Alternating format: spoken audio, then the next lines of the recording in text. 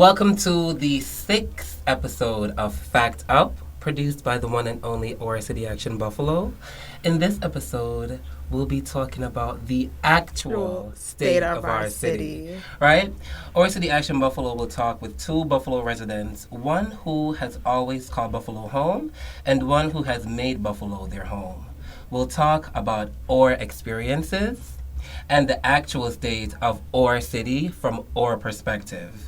Let's not waste any time. Let's get right into it. Today, I am blessed to be in company with Dr. Caps. I'll have you introduce yourself. Name's Hunter Caps, Dr. Caps, if you're nasty. I am from Kansas City, Missouri, and pronouns are he, him if you're straight, he, him, she, her if you're queer. And I've been in Buffalo for 9 years, living 8 of them in Fillmore District on Whitney Place. Hello, my name is Araya Adams, and I am an intern for OCAB. I've been with OCAB for the last 4 years. Our third guest with us, I have you introduce yourself. I don't want to mess up your name, so I'm not going to say it. Hi, everyone. My name is Xanaan Salim. Refugee, native, Buffalonian. Buffalo is all I've known. There's much to talk about. This past week has been a lot to say about the budget that has just been passed, and that will be one of our main topics here today. The mayor's budget recommendations that were released at the beginning of May. Residents only have a couple weeks to review a 400-page document and make their opinions known. The process of solidifying feedback is through an online Google form and one public meeting at City Hall. So before we get into the substance of the budget recommendations, tell us a little bit more about your experience and what your immediate reaction to this was. I wanted to frame pretty much everything I talk about today through the lens of the public versus private divide, which is a pretty significant constituting factor of democracy. Public being, of course, the state, the government, and the people. In that regard, I would say with respect to the budget and the accessibility, I think, the idea that there's an online document or inherently already excludes people who don't have internet access. And, a public hearing is all good and fine, but given the ability for people to know about it is a thing that obviously would need some reckoning. But I would also just say that it is the government and state's responsibility to increase accessibility of all kinds. The city has pushed off its responsibilities. It's pushed them off. It's lagged on it. It knows it needs to do things, and it's obviously we've ignored clear signs. And now we're at the point where he's just going to shock and awe so that we settle for the little bits. And now the rest of us have to cover his expenses plus ours plus this 9% increase. I wore my Silence Equals Death shirt today, which is the most recognizable symbol of the AIDS activist group ACT UP, which I believe you've named Fact Up after, right? Yes. And in the AIDS crisis, of which I am a scholar, art was forcibly put on the forefront of the movement to show that it does save lives, right? Where I'm from in Kansas City and St. Louis, the art museums are free 99. But back again to the AIDS crisis, which challenged the public and private divide, forcing the state to take responsibility for their lack of response to it. Again, public, right? Art is a public good. It is something that should be subsidized, should be funded. And when I say public here, I think of also public in the sense of NPR, PBS, right? National Public Radio. People donate, but it's free, right? And so you don't have to pay to access it, but we all collectively as a public people in a democracy decide to fund it. And art is so similar in that regard. So at this week's meeting, we had our very own Leighton Jones and other OCAB members attend this meeting. How was that for you, and what was it like speaking to the council members? In my opinion, honestly, what was the purpose of it? What one recommendation will they act on from it? I don't think there will be any, in my opinion. Again, the council, I would be very happy to see them prove me wrong, prove all of us, again, let them. We want to show them appreciation. We want to thank them for being public being public servants, like working for the common good, working in the public sector is not something easy. It's something that's very difficult. Public service is hard. It comes with a high toll. That's why it comes with such high regard. But that high regard has high standards.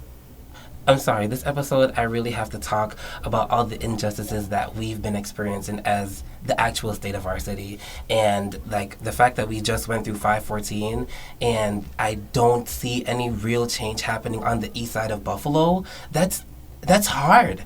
That's hard, especially having a councilwoman who has been directly impacted by that shooting specifically.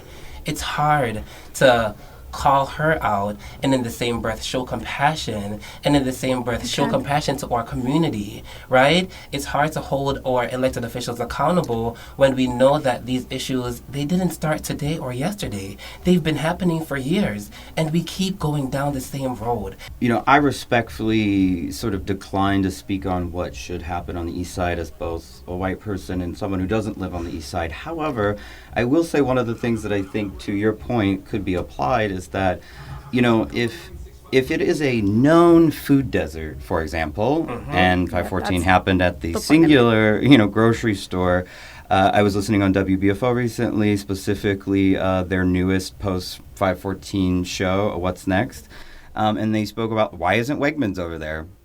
You know, I think that speaks for itself. But also on top of maybe Wegmans or a co-op, I spoke about community garden efforts, right? Bringing together the community to grow food together, which I think fosters community on its face, can instill positive, you know, eating habits, fresh food. It's not just another grocery store. It's that food desert. It was purposefully made that way. And it was intentional. Yeah. Intentionally made that way. And a tragic event happened. And rather than building it, I'm not speaking for anyone or suggesting what to do in any way, shape, or form. I just meant you could uplift, empower, create long-term good that impacts and prospers everyone. Not just something to look at. Something to look at will not feed your family, will not ensure those around you, will not lend a hand to your neighbor. Yeah. That's what the city should be doing longer term. They're not thinking about that. And even though we hold them accountable to the highest of our standards, to the giving them exactly what they ask for. They asked for numbers, we've given them numbers. They've asked for receipts, we've given them receipts. They've asked for signatures, we've given them all that they've asked for. And yet, we have yet to have the outcome that we're asking for. Give them the boot. Yes. Give them the boot. There is nothing else to deal with. There's no engaging. Goodbye. Finish your term. Goodbye. Finish your term. Goodbye. End of story. Thank you both for being on the show. Thank you. Before we go, we have a couple announcements. You know, we have to keep things, even though this episode was heavy, we have excitement coming because Pride Month is coming and the girls are going to be outside. So, let the girls start with Queens of Revolution that's happening next weekend.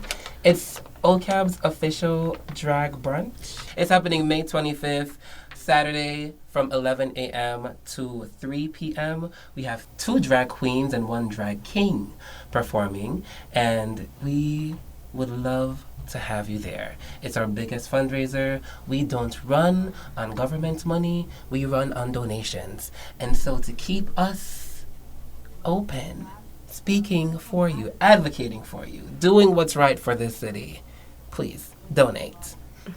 Another thing that's happening that I have to make mention of is we will be having Pride shirts. There's different quotes, so there's options. You have options this year. And last but not least, we will be marching in the Pride Parade. So if you would like to join us, please do. We'll be giving out merch, we'll be selling merch, and we would just love to have your company. Thanks so much for listening to the 6th episode of Fact Up. Bye. Bye.